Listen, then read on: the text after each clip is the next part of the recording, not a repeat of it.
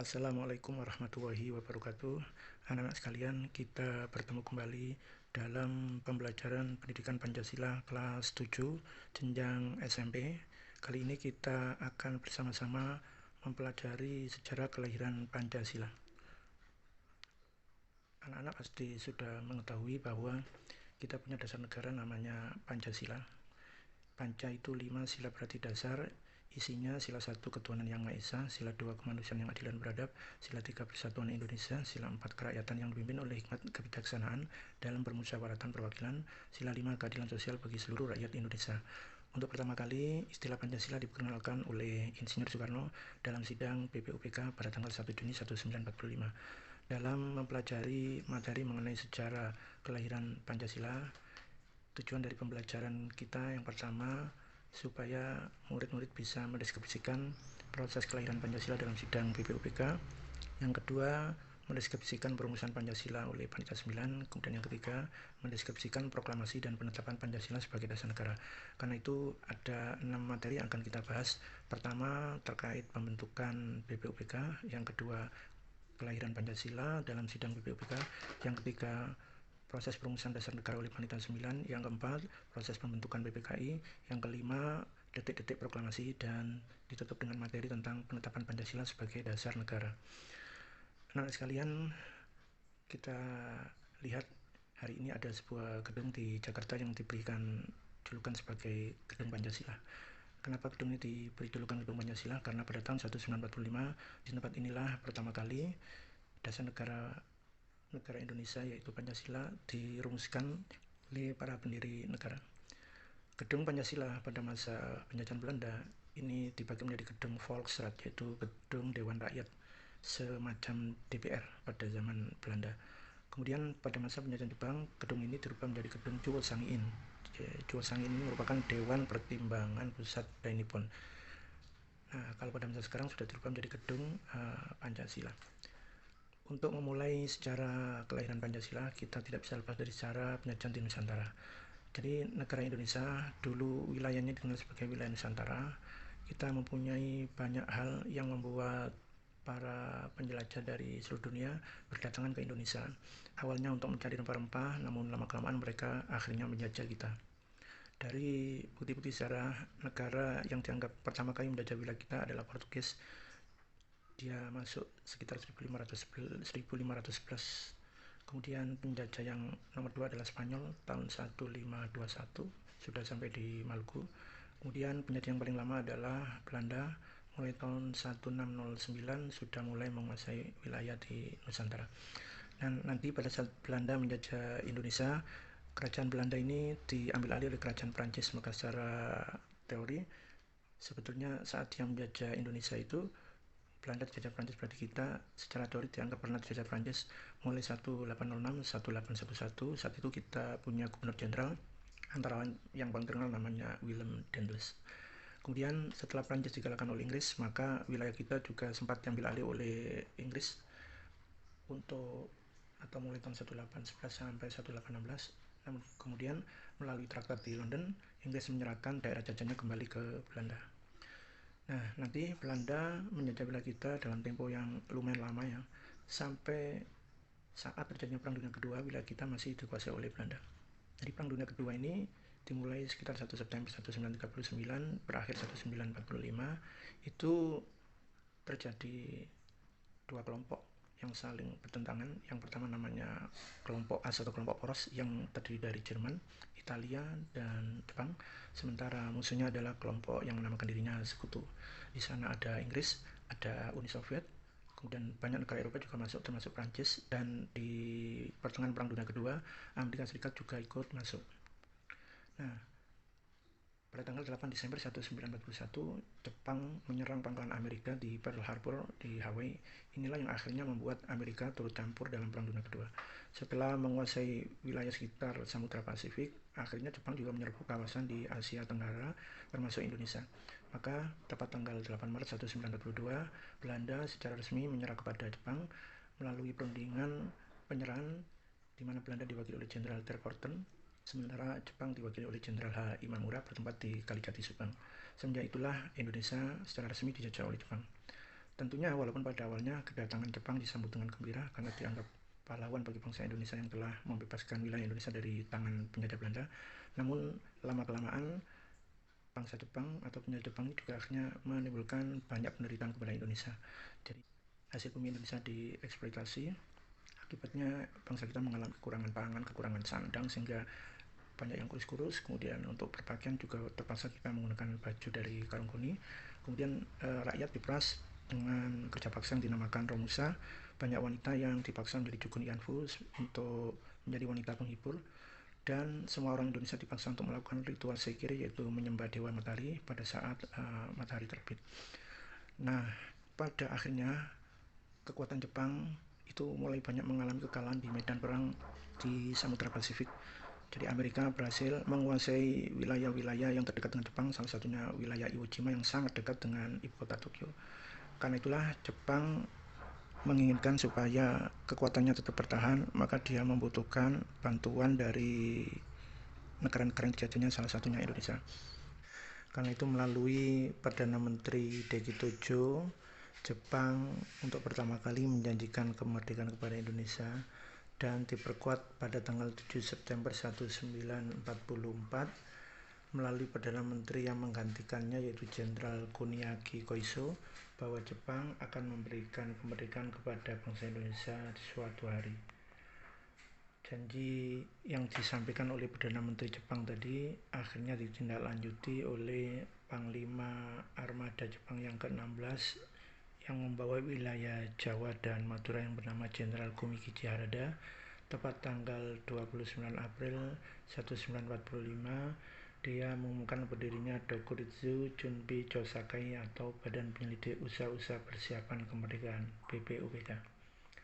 Sebulan selanjutnya, tepat tanggal 28 Mei 1945, anggota BPUPK diresmikan. Saat peresmiannya dihadiri oleh pembesar militer Jepang, Jenderal Itagaki dan Jenderal Nagano.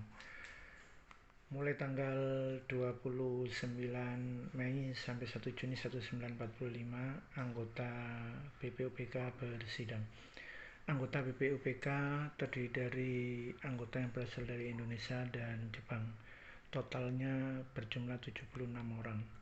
Diketuai oleh Dr. Kanjeng Raden Tumenggung Rajiman Widodiningrat, wakilnya Ichibangase Yusho dari Jepang, dan Raden Panji Suroso dari Indonesia. Anggota biasanya 60 orang, anggota luar biasa yang merupakan orang Jepang yang tidak punya hak suara ada 7 orang, dan nanti pada saat sidang BPUPK kedua 10 Juli 1945 ada tambahan 6 orang Indonesia lagi. BPUPK dibentuk oleh Jepang untuk menarik simpati bangsa Indonesia agar tetap mendukung Jepang. Tugas utama dari BPUPK adalah menyiapkan segala sesuatu yang diperlukan untuk Indonesia merdeka. Pada sidang BPUPK yang pertama 29 Mei sampai 1 Juni, acaranya adalah membahas rancangan dasar negara Indonesia bertempat di gedung Chuo Sangiin. Sidang kedua BPUPK dilangsungkan tanggal 10 sampai 17 Juli 1945 bertempat di gedung Chuo Sangiin. Acaranya membahas rancangan UUD RI. Dalam sidang hari pertama, Ketua BPUPK Dr. Rajiman Widodiningrat menanyakan kepada seluruh anggota BPUPK tentang apa dasar negara yang akan dibentuk kalau kita punya negara. Maka selama 4 hari, semua anggota BPUPK menyampaikan pendapatnya. Setelah 3 hari bersidang, ternyata tidak ada satupun anggota BPUPK yang secara tegas menjawab pertanyaan dari Ketua BPUPK. Barulah pada tanggal 1 Juni 1945 dalam pidatonya, Insinyur Soekarno menyampaikan pemikirannya tentang dasar negara yang diberi nama Pancasila.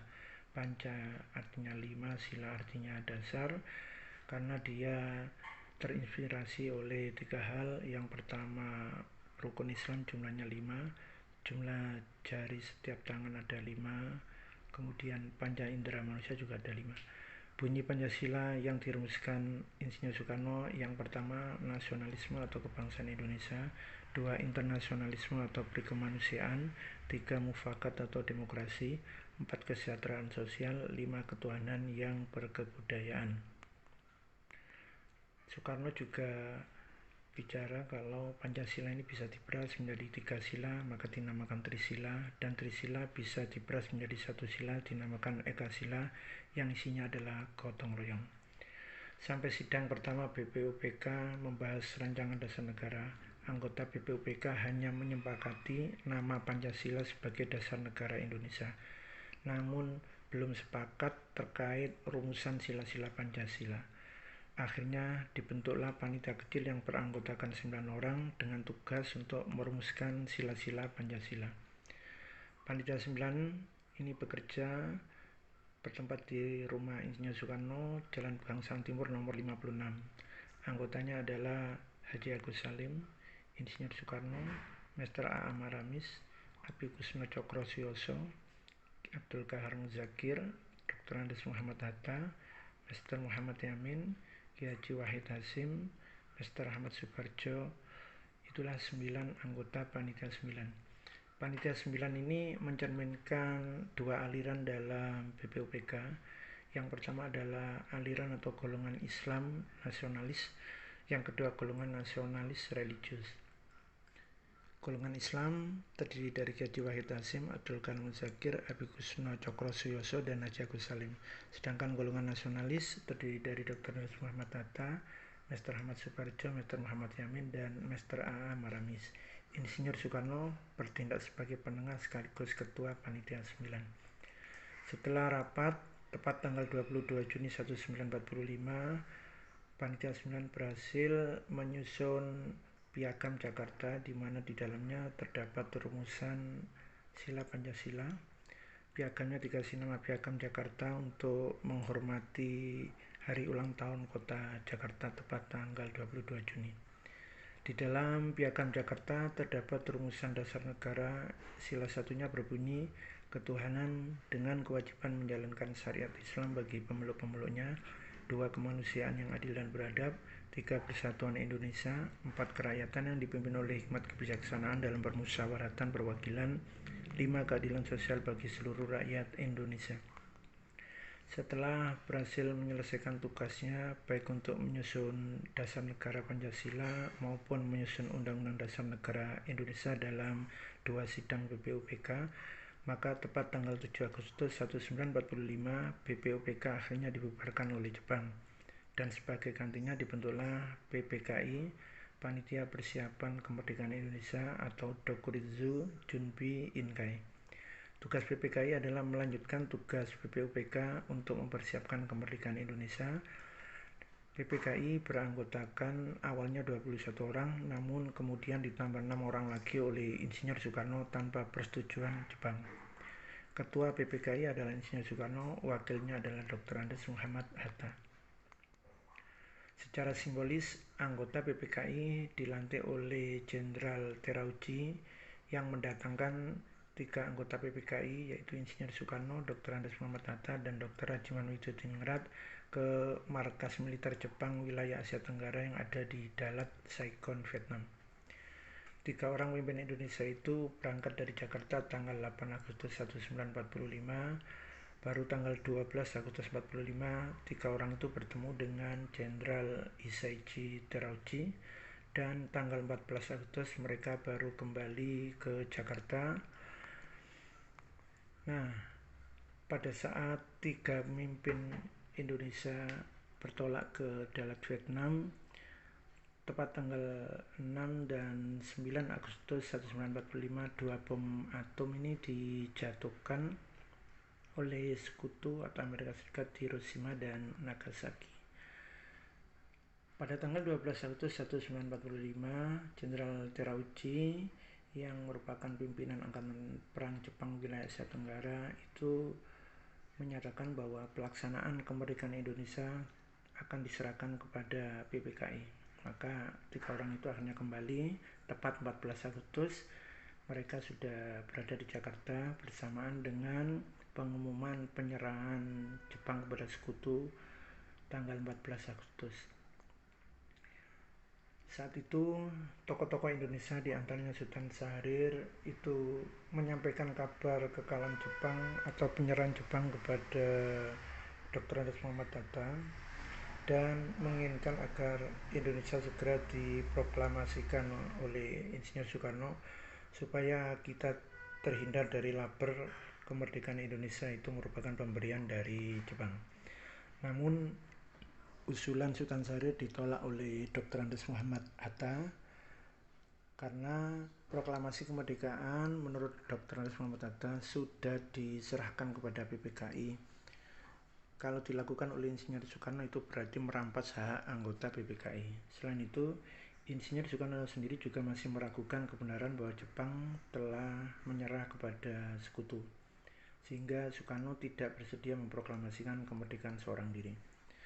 Setelah memastikan kebenaran kabar tentang Jepang menyerah kepada sekutu, pada tanggal 15 Agustus, Insinyur Soekarno dan Dr. Andes Muhammad Hatta mempersiapkan semua anggota PPKI untuk menyiapkan proklamasi kemerdekaan yang direncanakan akan dilakukan pada tanggal 16 Agustus 1945. Namun, informasi bahwa PPKI akan memproklamasikan kemerdekaan Indonesia kurang disukai oleh kelompok golongan muda antara lain Sukarni, Wikana, Khairul Saleh. Mereka mengharapkan proklamasi itu segera dilakukan tetapi tanpa melalui rapat PPKI karena PPKI dianggap lembaga yang dibentuk oleh Jepang. Akibat perbedaan pandangan tersebut, sejumlah golongan muda tepat tanggal 16 Agustus sekitar pukul 3 pagi menculik Soekarno-Hatta bersama dengan istri Soekarno, Fatmawati, dan putranya yang bernama Guntur, kemudian dibawa ke tempat namanya Rengas Dengklok pada tanggal 16 Agustus 1945. Setelah sore hari, salah seorang rekan dari Soekarno-Hatta yang bernama Mr. Ahmad Suparjo mencari keberadaan temannya yang bernama Soekarno-Hatta tadi. Berdasarkan informasi bahwa mereka dibawa ke Rengas Dengklok, maka Mr. Ahmad Suparjo akhirnya menyusul ke Rengas Dengklok. Sekitar pukul 18, Mr. Ahmad Suparjo berhasil menjemput Insinyur Soekarno dan Hatta. Bahkan disampaikan oleh Mr. Ahmad Suparjo, besok tanggal 17 Agustus kalau Indonesia belum merdeka, maka Mr. Ahmad Suparjo berani menyerahkan nyawanya sebagai garansinya. Tepat tanggal 16 Agustus malam hari,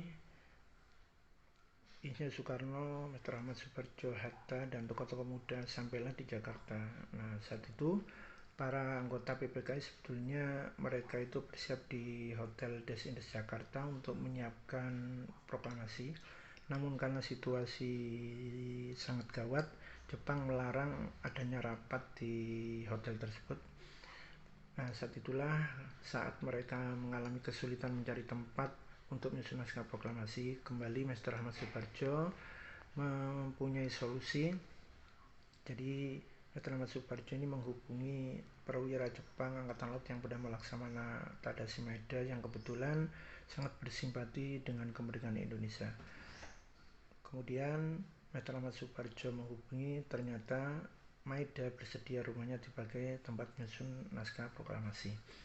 Sebelum proses penyusunan naskah proklamasi dilakukan, Soekarno-Hatta menghubungi salah satu petinggi militer Jepang yang bernama Nishimura untuk memastikan terakhir kali apakah Jepang benar-benar kalah dan apakah Jepang benar-benar tidak akan memberikan kemerdekaan kepada Indonesia.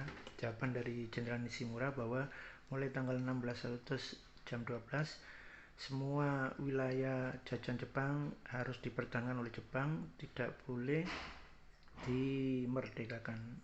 Mendengar jawaban itu, Dr. Andes Muhammad Hatta marah dan dia menganggap bahwa Jepang telah berkhianat. Jadi Jepang telah ingkar janji karena sebelumnya menjanjikan kemerdekaan ternyata dicabut kembali.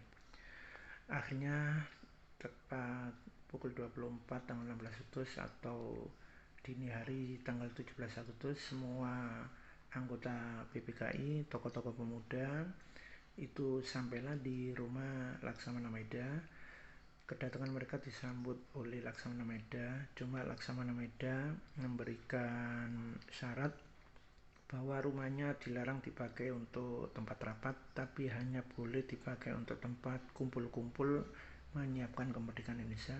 Kemudian Laksamana Meda juga berpesan, naskah proklamasi yang akan dibuat tidak boleh ada kalimat yang menyelek-nyelekan pemerintahan Jepang.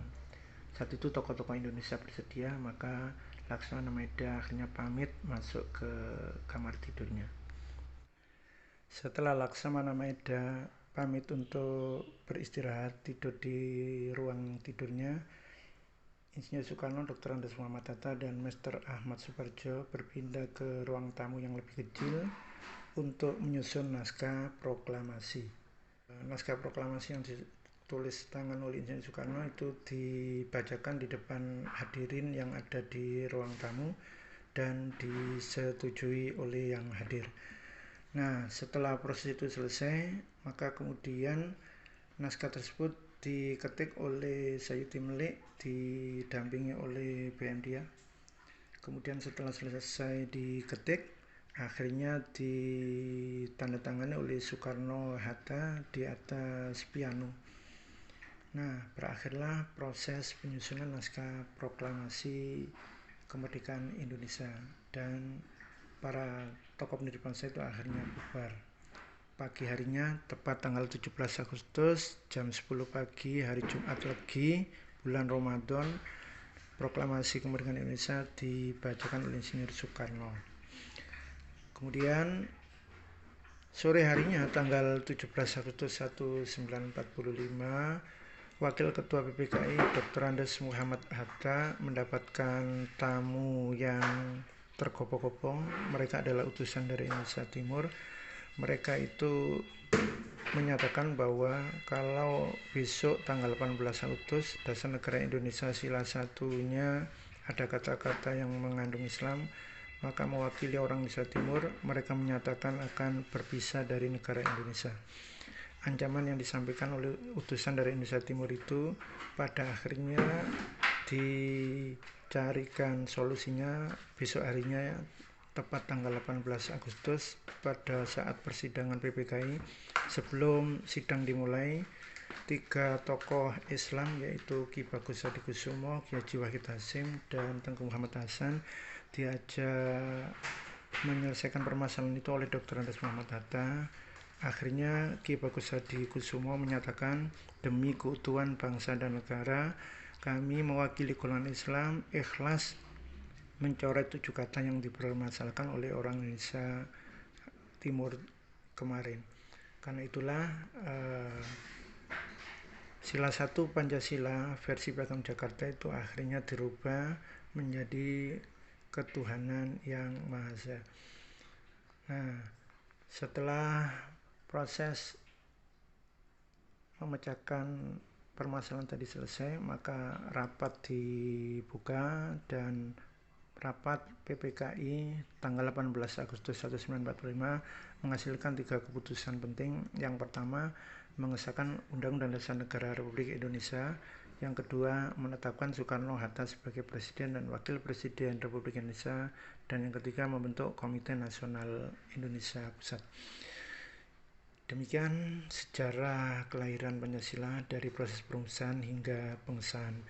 Jadi pengesahan Pancasila itu disahkan otomatis begitu Undang-Undang Dasar itu disahkan. Kenapa? Karena Pancasila itu rumusannya ada di dalam pembukaan UUD 45 khususnya alinea yang keempat.